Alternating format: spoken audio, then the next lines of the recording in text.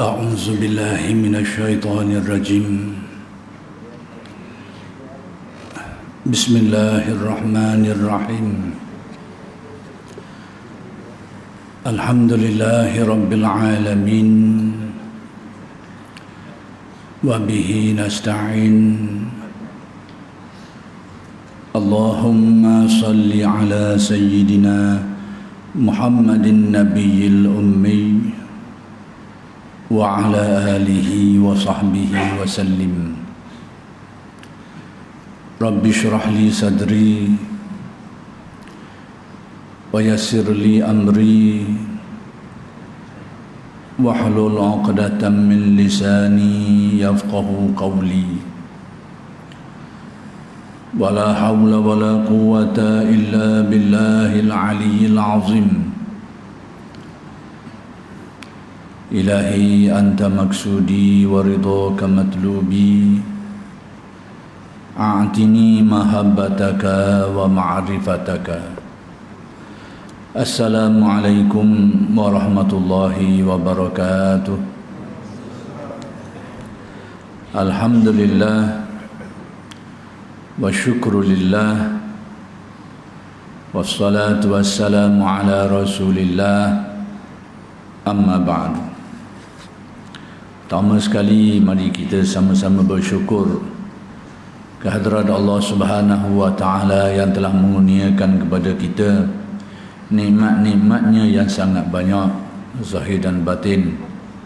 Mudah-mudahan segala nikmat-nikmat itu sentiasa dikurniakan kepada kita dan dijadikan kita orang yang mensyukuri nikmat, dan dengan sebab syukur itu kita ditambah lagi nikmat oleh Allah Subhanahu wa Ta'ala. Dan insya-Allah pada malam ini akan diteruskan lagi pengajian kitab I'tiqad Ahli Sunnah wal Jamaah, tulisan Kiai Haji Sirajuddin Abbas ghafarallahu lah.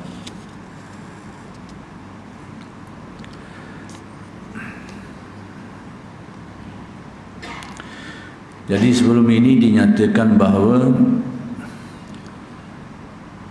kaum Khawarij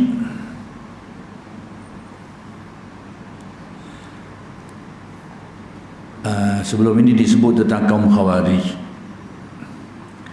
yaitu kaum yang berlebih-lebihan membenci Sayyidina Ali karamallahu wajhah wa radhiyallahu anhu. Bahkan ada di antaranya, yang di antara mereka itu yang mengkafirkan Sayyidina Ali. Sampai tahap tu mengkafirkan Sayyidina Ali. Sayyidina Ali ni sudahlah menantu Nabi, sepupu Nabi, di antara orang muda yang paling awal memeluk Islam, termasuk Khulafa' Rasyidun. Dan banyak lagi lah kelebihan-kelebihan yang Nabi beritahu tentang Sayyidina Ali ni, banyak. Tapi rupa-rupanya pada pandangan Khawarij, maka Sayyidina Ali itu dituduhnya sebagai kafir. Sebab apa? Kita kena tanya sebab. Atas dasar apa mereka ini telah menuduh Sayyidina Ali ini sebagai kafir? Jadi pertama sekali, prinsip mereka ni, orang-orang yang tidak melaksanakan perintah Allah, hukum Allah, dianggap sebagai kafir. Padahal Ahlus Sunnah wal Jamaah yang menjadi pegangan kita ni membezakan antara menolak, mengingkari dengan melaksanakan, dua benda yang berbeza. Kalau kita mengingkari kewajipan sembahyang, menolak kewajipan sembahyang dan ibadah yang lain, memang kafir kita. Tapi kalau kita tidak sembahyang, tidak melaksanakan sembahyang, tidak sembahyang, maka maksiat, bukan kafir.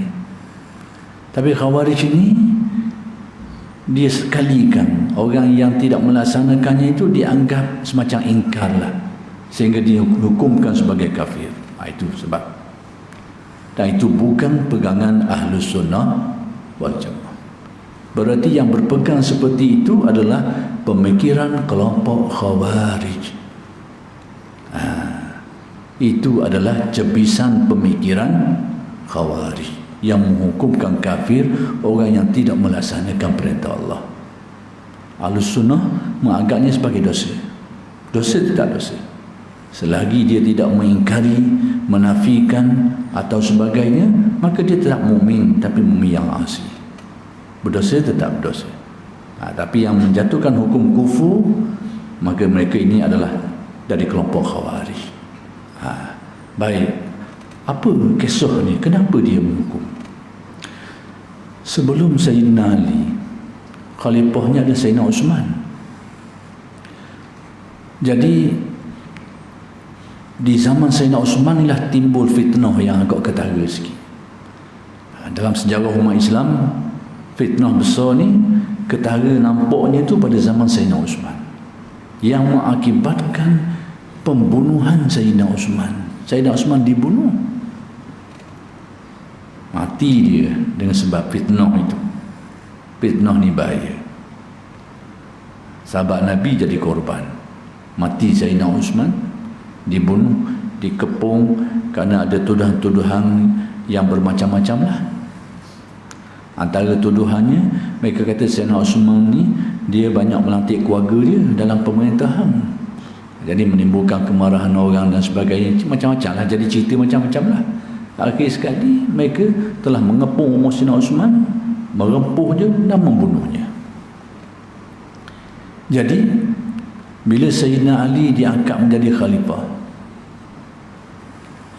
maka dari kalangan keluarga Sayyidina Osman ini, Bani Umayyah ini menuntutlah supaya yang membunuh Sayyidina Osman itu dijatuhkan hukum.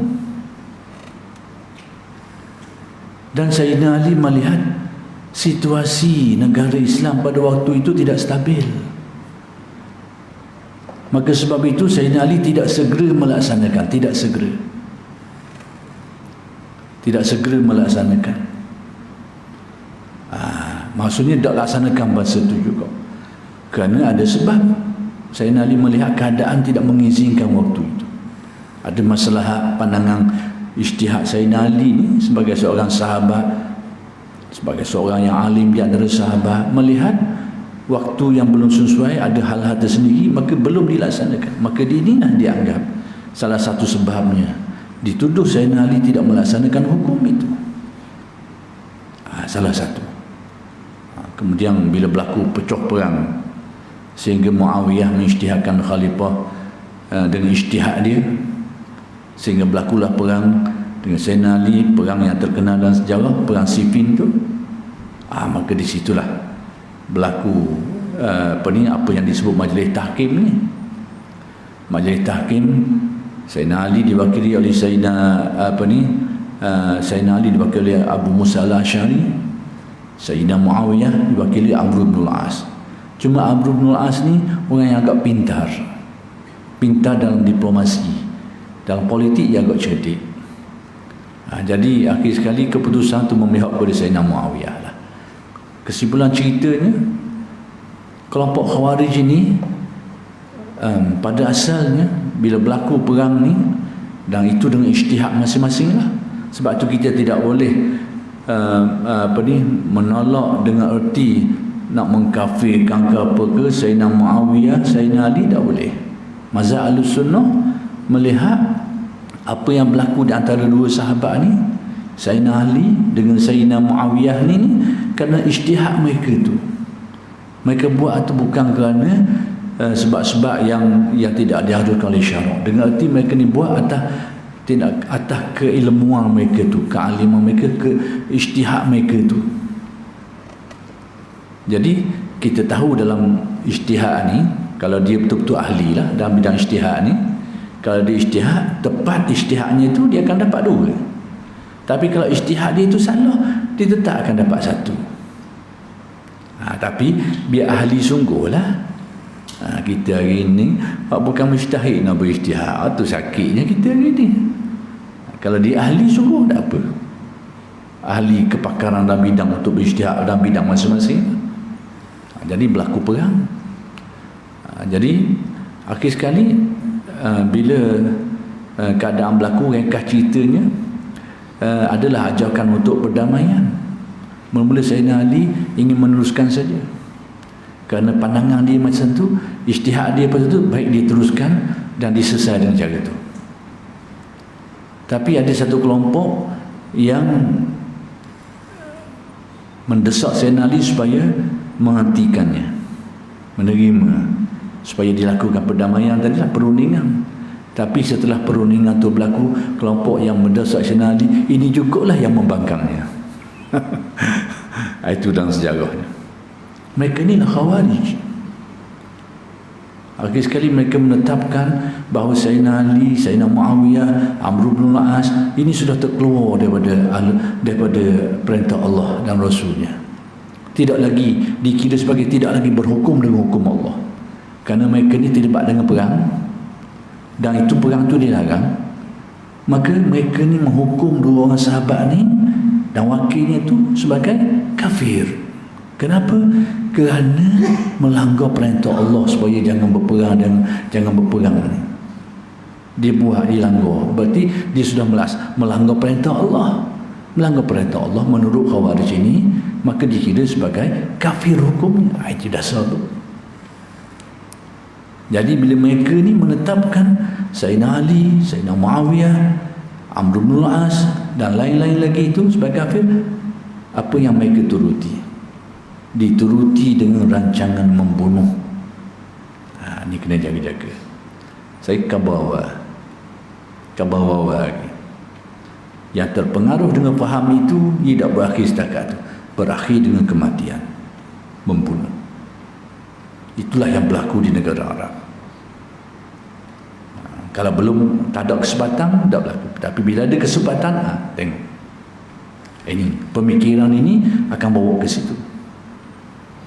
Bermula dengan mengkafirkan orang dulu, membidaahkan orang. Bila orang terima, sampai tahap dia ada kemampuan, dia akan turuti dengan yang itu. Ini kena jaga-jaga. Berlaku di negara Arab, hancur negara. Sehingga bukan saja agama yang tidak dapat dilaksanakan, nak sembahyang pun susah, nak buat ibadah lain pun terganggu bila keadaan macam itu. Jadi saya nak beritahu pemikiran ini, Khawarij ini, dia prinsip dia melanggar perintah Allah, dianggap tidak melaksanakan perintah Allah, kafir hukum dia. Itu bukan pemikiran Ahlus Sunnah wal Jamaah. Kena beza, ya. Dalam sejarah dia ada, tapi bukan majoriti, tapi tetap ada. Macam kaum ini jugalah ada, tapi penyakit banyaklah, menembok situ, menembok sini, tapi dia bukan majoriti kalau negara kita lah. Sama juga, kelompok ni ada di mana-mana, tapi dalam sejarah umat Islam ini dia tidak majoriti, kecuali di beberapa tempat saja. Tapi itu pemikiran dia. Jadi kita Ahlus Sunnah ni pegang prinsip tidak melaksanakan itu dosa, bukan kafir. Kalau diingkari, menolak, mengingkari, barulah dihukumkan sebagai kafir.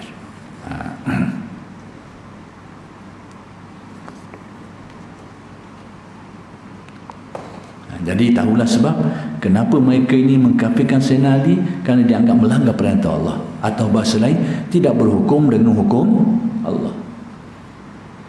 Jadi aspek pelaksanaan yang dianggapnya sebagai menolak hukum, padahal kawan ni tidak melaksanakannya kerana ada sebab, atau pelaksanaan mereka itu terlibat perkara-perkara yang dilarang oleh Allah. Berperang tu dilarang kan, tapi dua-dua orang ni perang juga.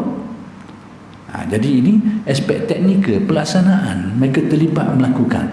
Siapa yang betul itu terserahlah kepada Allah, masing-masing ada ijtihad sendiri. Tapi kelompok Khawarij ini, mereka menilai orang ini sudah tidak berhukum dengan hukum Allah, yakni telah melanggar perintah Allah, lalu dikafirkan Sayyidina Ali. Itu sebabnya.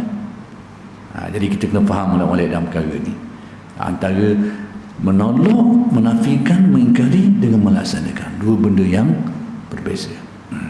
Jadi yang mengkafirkan orang atas dasar tidak melaksanakan perintah itu adalah pemikiran Khawarij, bukan pemikiran Ahlus Sunnah wal Jamaah. Kelompok Khawarij ni kalau di zaman sekarang ni pemikiran dia tu dengan ciri-ciri yang banyak persamaan yang bawa aliran tu hari ni orang panggil Wahabi. Tu dia. Tu nak kabar awal. Nak pakai, tak mau pakai sudah. Nak terimalah, tak mau terima pun tak apa. Tapi kita nak kabar. Sejarahnya aliran pemikiran hak bawa gaya ni hari ni orang panggil Wahabi. Orang kenal fikiran tu dengan sikapnya, dengan pemikirannya, orang sebut nama Wahabiyah. Kadang-kadang ada orang marah kita sebut gini, marah tak apalah, kita nak kabar. Orang nak pakai, tak mau pakai sudah. Kadang-kadang ada juga timbul isu dulu kelompok Wahabiyah ni masa ditimbul, dia bangga dengan nama tu, dia bangga dengan nama Wahabiyah. Tapi bila ulama-ulama ni menjelaskan tentang Wahabiyah ni sehingga umat dapat terima kat mana masalah kelompok ni, pemikiran sikap dia tu, sehingga pada waktu itu pemikiran Wahabiyah ni agak negatif sikit. Orang pandai ada orang comel sikit lah. Ni tukar nama dah sekarang, tukar kat Menalang. Tukar nama Salafiyah pula dah. Salafiyah lah, itulah, inilah. Ahlus Sunnah, tak ada jamaah dia ada Ahlus Sunnah, macam-macam. Itu usaha tukar kat Menalang. Supaya tidak dikenali. Sebab itu kita nak kenal dia, kenal atas prinsip. Antara cirinya iaitu orang yang terima satu pendapat, antara ciri hak tadi itulah, tidak melaksanakan perintah Allah dihukumkan sebagai kafir. Satu, itu antaranya. Itu cebisang pemikiran Khawarij. Yang kedua, antara cirinya iaitu dalam isu-isu khilaf di antara ulama ni, mana-mana yang berbeza pandangan dengan kelompok ni dikafirkan, dibid'ahkan, ditolak betul-betul. Itu antara ciri dia. Jadi benda ni kadang-kadang dia meluahlah. Sikap tu sikap dalam isu khilaf di antara ulama. Benda tu ulama ni bila ada khilaf ni maksudnya ada dalil lah, ada hujah, ada dalil. Jadi mungkin akan jadi 50-50, 60-40, tak kira lah. Tapi hujah tu tetap ada. Ada yang pendapat yang majoriti, jumhur, ada yang tidak. Tapi tetap ada ikhtilaf dan ada dalil masing-masing. Maka sikap kita Ahlus Sunnah ni mengiktiraf.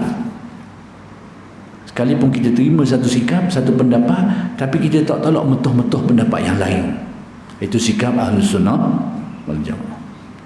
Tapi sikap kelompok ni antara cirinya, dia pakai satu, terima satu pendapat, dia pakai satu pendapat, hak lain daripada dia dibid'ahkan, bahkan disyirikkan, terutama dalam isu-isu yang panas seperti tawassul dan macam-macam. Itu nak khabar antara tanda, alamat kalau nak kenal. Dan banyak lagi lah alamat-alamat dan tanda-tanda lain. Baik, kita setakat tu kita habis itu tentang. Jadi firqah ini baik berfatwa bahawa orang-orang yang membuat dosa besar menjadi kafir. Ahlus Sunnah, orang yang buat dosa besar ini hukumnya berdosa. Jadi dalam sejarah umat Islam dia ada 3 pendapat besar dalam bab orang buat dosa besar ni. Pertama sekali, kalau Ahlus Sunnah kau, orang yang buat dosa besar itu dosa, tapi masih lagi dalam golongan orang mukmin, orang yang beriman. Inilah yang dipegang oleh dalam mazhab Ahlus Sunnah wal Jamaah. Tapi ada pendapat di antara pendapat-pendapat yang berkembang pada satu ketika dulu, mereka kata orang yang buat dosa besar ni dia duduk tengah, mukmin pun dah, kafir pun dah. Ini kelompok mana ni? Kelompok Mu'tazilah. Sejarah dia ni, apabila guru Hasan Al-Basri setengah mengajar, maka antara murid dia tu namanya Wasil bin Atta, antara murid dia ni. Jadi Wasil bin Atta ni tanya isu ni, Bagaimana kedudukan orang yang melakukan dosa besar? Mukminkah dia atau kafir? Hasan Basri kata dia ni mukmin, tetap mukmin, tapi dia asi, berdosa, melakukan maksiat terhadap Allah. Jadi orang yang melakukan dosa besar dalam pegangan Ahlussunnah, mukmin yang asi, mukmin yang melakukan dosa, yang berdosa. Dosa itu tak dosa lah, tapi iman dia tidak terbatal dengan dosa itu. Jadi bila jawab macam tu, Wasi ni tak setuju. Dia anak murid dia mengaji tu dia. Hasan Basri ni kita tahulah, dia ni penerus keilmuan para sahabat ridwanullah alaihim ajma'in. Dia berguru dengan sejumlah ulama besar. Ramai ulama yang mengaji dengan dia. Yang dia mengaji dengan dia mengaji dengan sejumlah besar para sahabat. Dan ulama-ulama di kemudian hari pun banyak mengambil ilmu daripada dia. Jadi Wasif bin Atta ni tak setuju pendapat guru dia ni. Lalu dia mengeluarkan satu pendapat baru, pendapat yang tidak dikenali sebelum itu, iaitu duduk tengah. Dia panggil manzilah baina manzilatain, atas pagar. Maksudnya mukmin pun tak, kafir pun tak. Tu pendapat baru timbul zaman tu. Itu zaman Hasan Basri. Tapi pemikiran Khawarij pula yang berlaku dalam kelas pemikiran saya bila berlaku pertemuan antara Sayyidina Ali dengan Sayyidina Muawiyah tadi, timbul kelompok Khawarij ni pula. Dia terbalik pula, ada pendapat lain pula asal lagi, iaitu orang yang buat dosa besar kafir. Jadi ada tiga. Orang yang buat dosa besar ni dia mukmin tapi berdosa, satu, itu pegangan Ahlussunnah wal Jamaah. Yang kedua, duduk tengah-tengah, mukmin pun tak, kafir pun tak. Ini Mu'tazilah. Yang ketiga, buat dosa besar kafir hukumnya. Ini Khawarij. Itu kelompok Khawarij. Baik. Kaum Khawarij kemudian berpecah menjadi 20 aliran. Pecahan dia banyak. Maka antaranya 20 aliran yang dapat dikenal pastilah. Baik. Yang ketiga, kaum Mu'tazilah yang saya sebut tadi tu, iaitu kaum yang berfaham bahawa Tuhan tidak mempunyai sifat. Tuhan tak ada sifat. Dengan erti dia kata, bukan dia kata Tuhan itu tidak berkuasa, bukan dia kata Tuhan itu tidak mengetahui, tapi Tuhan itu mengetahui dengan diri dia. Dia tak ada sifat kudrat, iradah, ilmu, hayat yang kita belajar sebab dulu tu tak ada sifat tu.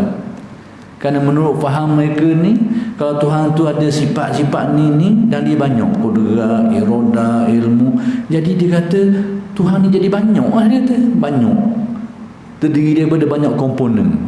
Kudrat ada dengan dia, iradah dua, semua tu qadim belaka. Kudrat qadim, iradah qadim, ilmu qadim. Jadi mereka sebut istilah banyaknya al-qudama, benda-benda yang qadim. Sedangkan Tuhan itu bersifat Maha Esa. Jadi Mu'tazilah dia nak terima konsep Tuhan itu ada sifat iradah, ada sifat ilmu, seperti yang kita faham dalam mazhab Ahlussunnah wal Jamaah. Akhir sekali mereka nafikan. Penafian mereka itulah yang berlawan dengan Al-Quran dan hadis. Sebab tentang kudrat Allah, ilmu Allah itu disebut dengan nas Al-Quran, disebut di dalam Al-Quran. Menafikannya berarti berlawan dengan Al-Quran. Itu kedudukan dia. Dan kita tak nak panjang situlah. Jadi kita ni dalam masalah kita ni, Ahlussunnah dalam bab ni dipegang macam mana?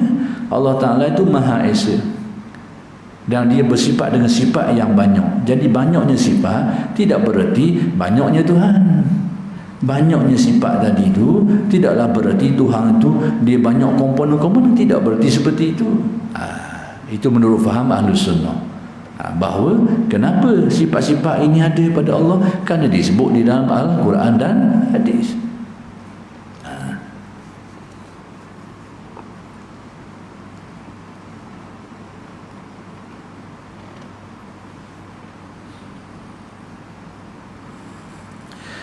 Baik, kemudian bahawa manusia membuat pekerjaannya sendiri, iaitu manusia ni berkuasa penuh melakukan perbuatan dia, kuasa mutlak. Dia boleh buat apa saja menurut kehendak dia. Dan artinya apa? Tak ada takdir. Tak kaitlah takdir. Maksudnya perbuatan manusia ni atas diri manusia itulah. Tak ada kaitan dengan Allah Ta'ala. Takdir dia, kudrat, iradat, tak ada. Manusia buat, ditanggunglah. Kita tahu Ahlus Sunnah dalam bab ini, pegangan Ahlus Sunnah, manusia ni diberikan kudrat yang namanya usaha, tapi bukan penentu. Usaha nama dia. Kudrat kita ni, sekalipun kita namakan dia kudrat, tapi hakikat sebenarnya dia adalah usaha. Yang menentukan kejadian perbuatan kita ni adalah takdir Allah. Berlaku dengan kudrat Allah, berlaku dengan iradat Allah. Sekiranya usaha kita ni berbetulan dengan kehendak Allah, dengan takdir Allah, dengan kekuasaan Allah, jadilah. Dan bila usaha kita ni tidak bertepatan dengan takdir Allah, dengan kehendak dia dan dengan kekuasaannya, tak jadi perbuatan tu. Itu kefahaman Ahlussunnah wal Jamaah. Tapi kelompok Mu'tazilah ni dah, manusia ni kuasa veto mutlak. Cuma kudrat manusia ni diciptakan oleh Allah. Dia pegang tu sikit, hak melepaskan dia, menyelamatkan dia, hak tu sikit.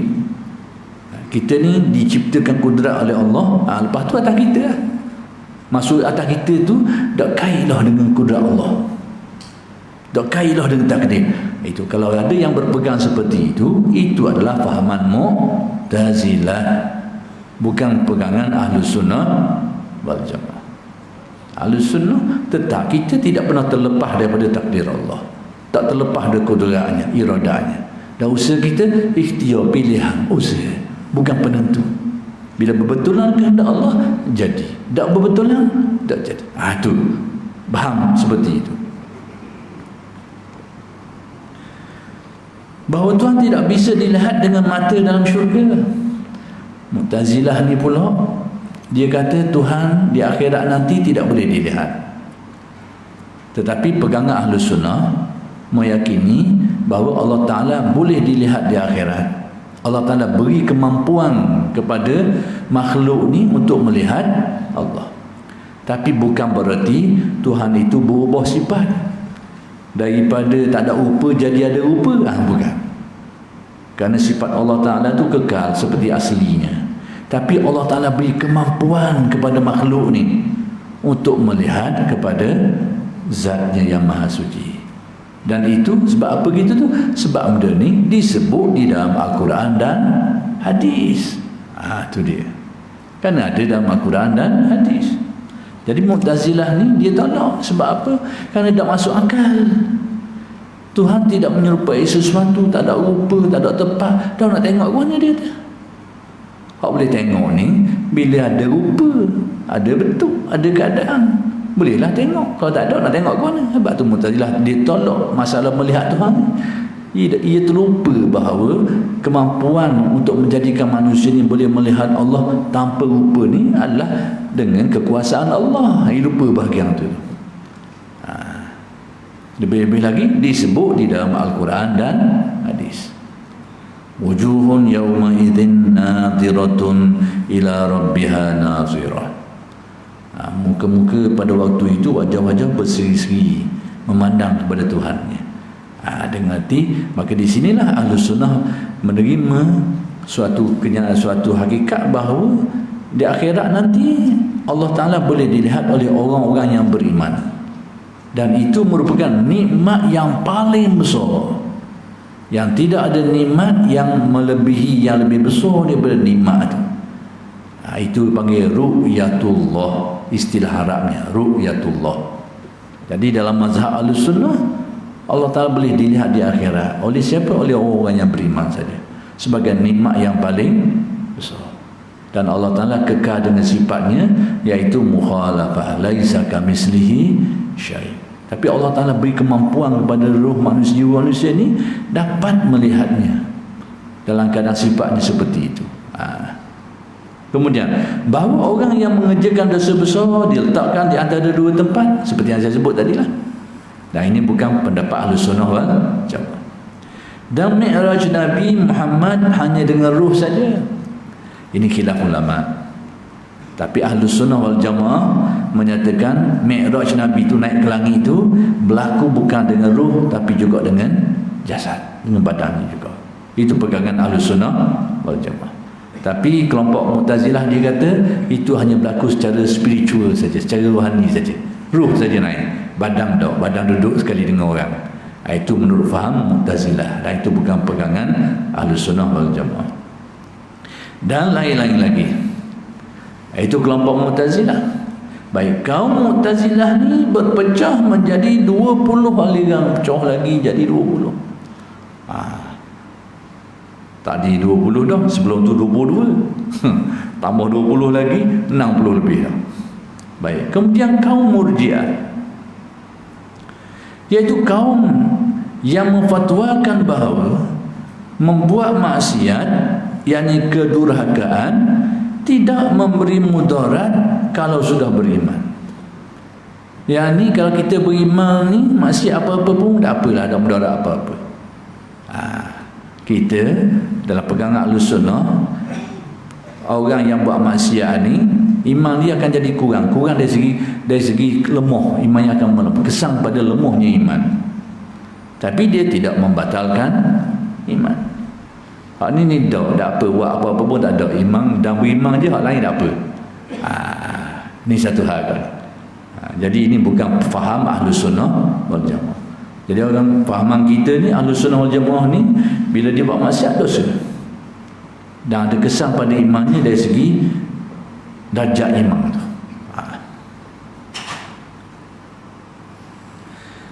Sebagai keadaannya membuat kebajikan tidak memberi manfaat kalau kafir.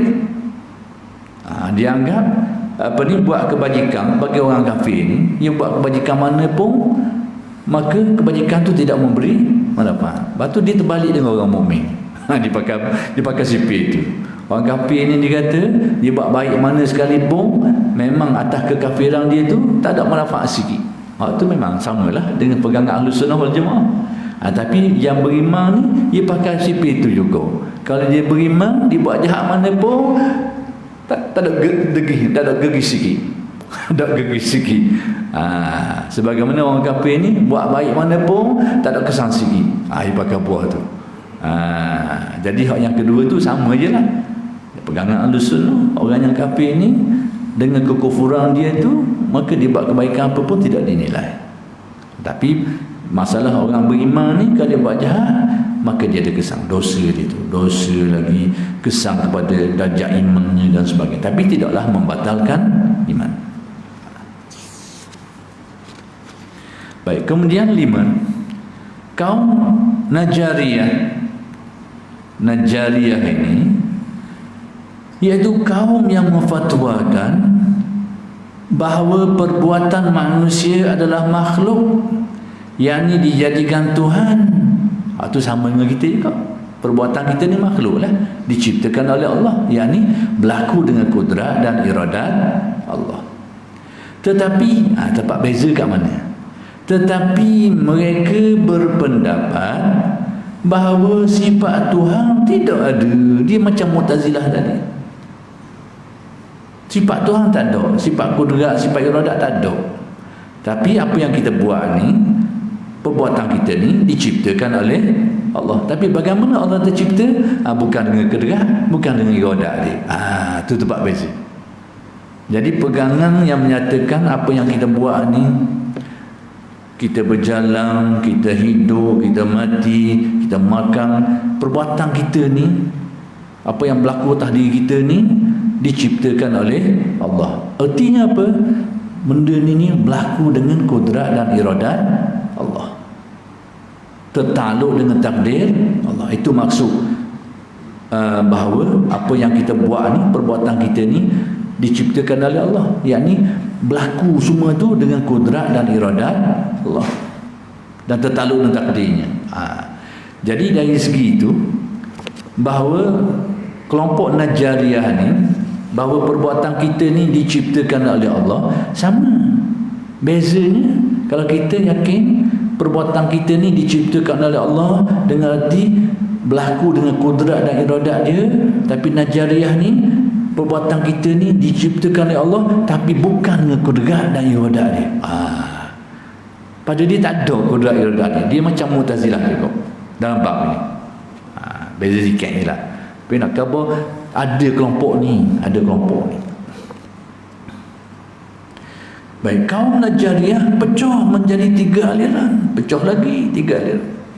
Baik, yang keenam, kaum Jabariyah, iaitu kaum yang memfatwakan bahawa manusia ni majbur. Apa dia majbur? Digagahi. Maksud apa digagahi? Kita ni tak ada apa satu. Ibarat agak macam bulu ayam ataupun bulu terbang atas angin semata-mata. Atas bulu tu tak ada benda. Manusia pun macam itulah. Artinya apa? Mereka menafikan usaha. Usaha kita ni, ikhtiar kita ni tak ada, semata-mata kehendak Allah Ta'ala. Jadi hak baik pun mereka nisbah kepada Allah Ta'ala, hak jahat pun mereka nisbah kepada Allah Ta'ala. Itu tempat keliru dia. Jadi kita ni Ahlus Sunnah ni, kita tetap meyakini bahawa apa yang berlaku pada kita ni dengan kudrat dan iradat Allah. Tapi kita ni ada bahagian usaha tu, usaha, niat, ikhtiar tu. Itulah yang menentukan dosa atau pahala. Dosa pahala kita ni bukan atas perbuatan tu, ke atas kejadian tu, tapi atas usaha ni, ikhtiar kita ni. Baik, kita ada niat nak pergi curi, niat jahat. Kemudian ada peluang kita curi sungguh, ada dosa lah. Tapi kejadian kecurian itu berlaku dengan kehendak dan kekuasaan Allah. Tapi muafakat dengan usaha kita ni, maka terjadilah maksiat tu, dosa kita. Demikian juga kalau kita nak pergi semayang, niat nak pergi semayang. Kemudian sampai masa ada peluang, semayanglah kita. Berlakulah perbuatan semayang tu. Tapi berlakunya perbuatan semayang tu adalah dengan kudrat dan iradat Allah. Tapi sesuai dengan kehendak kita, pilihan kita, usaha kita nak semayang tu, maka berlaku perbuatan tu, maka dikira pahala lah kita. Tapi sekiranya kita nak buat kebaikan, kita nak semayang, niat nak pergi semayang, tapi sampai masa dah terhalang, berlaku letupan ke, dah nak niat lagi semayang dah, ataupun berlaku keadaan sehingga kita tak boleh nak buat benda tu. Jadi perbuatan semayang tak berlaku. Tapi kita niat, ada niat nak melakukan semayang tu. Kalau betul niat kita, sekalipun tak berlaku, maka diberi ganjaran oleh Allah atas niat kita tu. Diberi ganjaran, itu kemurahan dia. Tapi kalau kita nak buat jahat, kita nak pergi curi barang orang, tapi nak curi tiba-tiba terhalang, tak boleh ada orang, dah jadi curi. Memang kita niat, maka perbuatan curi itu tak berlaku lagi. Jadi kita tidak dikira sebagai mencuri, sekalipun ada niat, tidak dikira sebagai mencuri, sekalipun ada niat. Niat buruk tu tetap niat buruk lah, tapi tidak ditulis kita sebagai pencuri selagi dah ambil barang tu. Ya, tidak berdosa. Jadi sekarang kejadian perbuatan ni hendaklah kita yakin berlakunya perbuatan baik ke buruk ke, hakikat sebenarnya berlaku dengan kudrat dan iradat Allah. Berlaku dia tu. Tapi dosa pahala nak tahu kat mana? Niat tadi tu, usaha tadi. Usaha dah nak buat benda ni. Sebab itulah apabila berlaku perbuatan dosa, berlaku, tapi itu bukan niat kita, bukan kehendak kita, bukan pilihan kita, berlaku tapi tidak dikira dosa. Barang orang ada, kita semabuk, kita ingat barang kita pergi ambil, kita ambil barang orang ni, istilahnya tanpa keizinan dia, tanpa keelaan dia, curilah nama dia, orang panggil ambil barang orang ni. Tapi sekarang dia memang betul-betul dok tahu, dia ingat hak dia, memang betul-betul dia dok tahu. Jadi dia ambil barang orang tanpa kehendak dia, bukan kemahuan dia nak ambil barang orang, bukan niat dia, tapi dia terambil. Jadi ambil barang orang tu sudah berlaku. Sebab apa? Berlaku dengan kehendak Allah, dengan kuasaan Allah. Tapi dia dikira berdosa tak? Berdosa tak orang yang terlibat? Tidak berdosa. Jadi dosa pahala ni bukan atas perbuatan tu, tapi atas niat kosak dia tu dan usaha dia. Dia ada niat dan nak buat, dia ada usaha dan nak buat benda tu. Di situlah ukuran dosa dan pahala. Tapi perbuatan tu berlaku baik buruk, hakikatnya tetap dalam keyakinannya adalah dengan kehendak dan kekuasaan Allah dan kudrat dan iradah dia. Inilah pegangan Ahlus Sunnah wal Jamaah. Kena faham molek situ. Ya. Kalau dia tahu ke dia kena tahu baliklah. Kalau dia tahu, kalau tidak tahu rezeki dia. Kalau tidak tahu. Kalau dia tahu barang ni barang orang, dia kena tahu balik. Sama juga macam orang yang makan di bulan puasa jugalah. Di siang hari dia terlupa, tidak ingat dia puasa, terutamanya hari-hari awal-awal tu, mula-mula tu, tidak ingat makan. Dan saya pun pernah berlaku gitu, pernah berlaku sejuring habis temu Cina, kita faham. Tapi ditakdirkan Allah, tak ada orang nak tegur, ada orang tengok. Dia tak tegur, masa dia tengok saja. Kita mana tahu. Kita terus makan. Habis juing. Kediang ada koordinat lain baru kita tahu. Tapi habis apa? Habis benda tu. Perbuatan kalau kita makan siang hari ni, dari segi hukumannya berarti kita tak puasa lah. Tapi oleh kerana itu bukan kehendak kita, bukan niat kita, bukan pilihan kita, maka dia tidak dikira sebagai dosa. Bahkan dari segi syaraknya dia tetap dikira berpuasa lagi, tak batal puasa dia dari segi syarak. Jadi kita kena faham bahawa perbuatan ni tetap dia tertakluk dengan kudrat dan iradat Allah. Tapi dosa pahala bahagian tadi, apa niat kita, apa usaha kita, apa ikhtiar kita, situlah yang menentukan dosa atau pahala. Sikit lagi. Jadi Jabariyah ni dia kata manusia ni majbur, tak ada bahagian usaha ni, tak ada atas mata takdir Allah. Jadi baik pun ia rembah ke Allah Ta'ala, buruk pun ia rembah situ juga. Tidak rembah ke niat usaha ikhtiar tadi tu. Kita Ahlus Sunnah, segala perbuatan memang kita nisbah kepada Allah. Dosa pahala kena kita tengok kita dah, kita niat nak buat ke tak. Jadi kalau kita niat, dosa. Tak ada niat, bukan keinginan, bukan usaha kita, tidak dikira sebagai dosa. Jadi dosa pahala kena balik dari aspek manusia itu, bukan aspek kejadian perbuatan itu. Itu pandangan Ahlus Sunnah wal Jamaah. Jadi Mu'tazilah ni, Jabariyah ni, dia tak ada bahagian tu. Dia hanya pandang stopok je, macam kita yakin bahawa perbuatan tu berlaku dengan kudrat dan iradat Allah. Bahagian manusia ni tak ada pada dia. Ini tempat silap dia. Cuma ada orang kita mungkin keliru sikit. Saya nak habiskan ni kitab hari inilah. Jadi baik, dia kata tidak berdaya apa-apa, kasab atau usaha tidak ada sama sekali. Usaha kita ni, niat kita ni tak ada sama sekali. Dia tolak. Itu tempat silapnya Jabariyah. Kaum ini hanya satu aliran saja. Baik, sebagai penutup saya nak beritahu berlaku kekeliruan faham sikit. Mungkin kerana mungkin pada saya kekeliruan faham lah. Jadi kita dengar ada setengah orang tu marah, orang kata segala-galanya itu datang dari Engkau ya Allah. Dia kata ucapan ni Mu'tazilah, ini ucapan ni Jabariyah.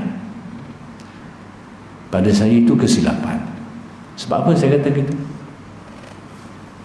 Apa maksud kata-kata itu? Segala-galanya datang dari Allah. Jadi setengah orang kata tak boleh kata gini, kan dia anggapnya Jabariyah. Baik, Jabariyah ni tempat salah dia bukan atas kata-kata tu, bukan atas etikad tu, tapi atas pegangan yang salah. Pegangan dia tu salah. Apa benda?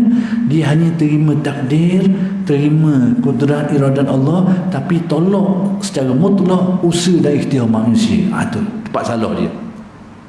Adapun bila kita sebut semuanya datang darimu ya Allah, tak boleh kita nak kata itu adalah Jabariyah.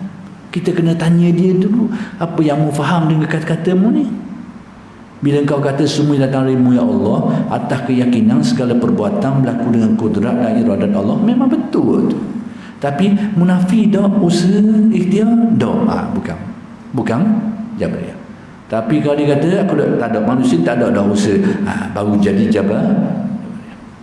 Kalau kita kata benda tu salah, tanpa kita sedar, kata-kata kita tu berlawan dengan Al-Quran. Sebab apa berlawan dengan Al-Quran? Allah Ta'ala sendiri suruh kata kullun min indillah. Sebelum tu disebut apa yang baik tu datang daripada Allah. Min hasanatin fa min Allah. Apa yang buruk tu datang dari dirimu sendiri. Tapi akhirnya kullun min indillah. Katakanlah semuanya hakikat sebenarnya datang daripada Allah. Jadi kalau kita kata kata-kata tu salah, itu nilai yang keliru lah. Yang kedua, apa yang kita kata tu semuanya datang dari Allah tu sebenarnya kalimah lain yang kita boleh sebut adalah la haula wala quwata illa billah. Bahasa lain dia la haula wala quwata illa billah. Tak ada daya upaya sama sekali melainkan dengan Allah. Dah kata-kata tu salah ke? Tidakkah itu wirid? Tidakkah itu zikir? Tidakkah itu ungkapan Nabi SAW? Tidakkah itu disebut dalam Al-Quran? Jadi kalau kita kata semua datang dari Allah tu, kita keliru sini. Jadi nak tahu Jabariyah atau Jabariyah, kena tanya kefahaman dia tu. Sekiranya dia hanya terima waktu semuanya datang dari Engkau ya Allah, baik buruk semua darimu, manusia tak ada benda, jadilah Jabariyah. Kena tanya kefahaman dia apa, bukan atas ungkapan itu. Ungkapan itu adalah ungkapan yang diambil dari Al-Quran dan hadis. Jadi sekadar itu saja dulu yang dapat saya jelaskan. Mudah-mudahan insya-Allah akan bersambung kuliah pada kali-kali yang akan datang. Aqulu qawli hadza wa astaghfirullahal azim li wa lakum. Assalamualaikum warahmatullahi wabarakatuh.